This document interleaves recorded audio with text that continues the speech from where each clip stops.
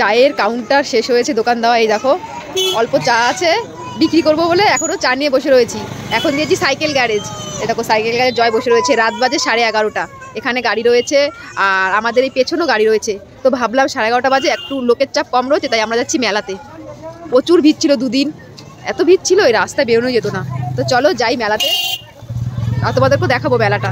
এই দেখো আমাদের সাইকেল গ্যারেজ, মোবাইল চার্জ, যেখানে মোবাইল চার্জ দেওয়া হয় সেটাও মানে লিখে রেখেছি। আর এখানে দেখো রয়েছে নারকেল গাছে চারা পাওয়া যায়। সব কিছু একদম মানে একসাথে করছি বিজনেস। এখানে চা, ডিম টোস্ট, জল সবই ছিল। চলো ঘুগনি, পাউরুটি। কোন দিকে যাবে, কোন দিকে? ও আগে চলো। এসেছি মেলাতে। দেখো এখন রাত বাজে 11:30, 11:15। মেলা পুরো ফাঁকা, দেখেছো মেলা ফাঁকা। আমরাই ফাঁকা মেলায় এসেছি। দেখো মেলা পুরো ফাঁকা। এখন যাচ্ছি পাপড়ি চাট খেতে। এই কোথায় গো? গঙ্গা যমুনা ইয়ে, গঙ্গা যমুনা ইয়েতে যাচ্ছি। গঙ্গা যমুনা যেখানে আছে সেখানে একটা লোক বলেছে পাপড়ি চাট বানায়। আমি যেখানে চায়ের দোকান দিয়েছিলাম ওই চায়ের দোকানে উনি এসে বললো যে আমার দোকানে যেও পাপড়ি চাট খাওয়াবো। ওই কারণে যাচ্ছি পাপড়ি চাট খেতে। চলো চলো। চলে এসেছি। হরেক মাল 10 টাকা, 100 টাকা। 10 টাকা আছে, যেখানে 10 টাকা দেখবে সেখানে দেখবে অনেক ভিড়। হরেক মাল 10 টাকা, হরেক মাল 15 টাকা। হ্যাঁ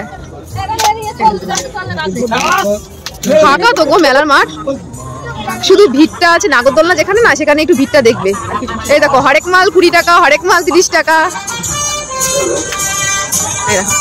সবাই দোকান বন্ধ করবে কারণ দুদিন সবার ঘুম হয়নি, যা আওয়াজ ছিল না। এই দেখো ব্যাগের দোকান, অনেক স্টল আছে। ওই তো গঙ্গা যমুনা।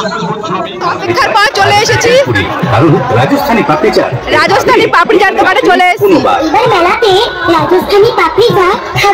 এই দোকানটা খুঁজছিলাম। চলে এসেছি দেখো নাগরদোলনার কাছে। এখানে ভিড়টা আছে, দেখো এখানে কত লোক। এই দেখো ওটা হচ্ছে মরণকূপ, এটা নাগরদোলনা। এটা দেখো ডিস্কো হচ্ছে, ব্রেক ড্যান্স বলে। আর এইদিকে রয়েছে দেখো নৌকো, এদিকে রয়েছে বাচ্চাদের কত কিছু রয়েছে অ্যাক্টিভিটি। এটা ক্লাসিক, হ্যাঁ এটা বার। হ্যাঁ আমাদের এখন ফিরতে হবে। পাপড়ি চাট খেয়েছি, যে দোকানটা খুঁজছিলাম আমরা পেয়ে গেছি পাপড়ি চাট।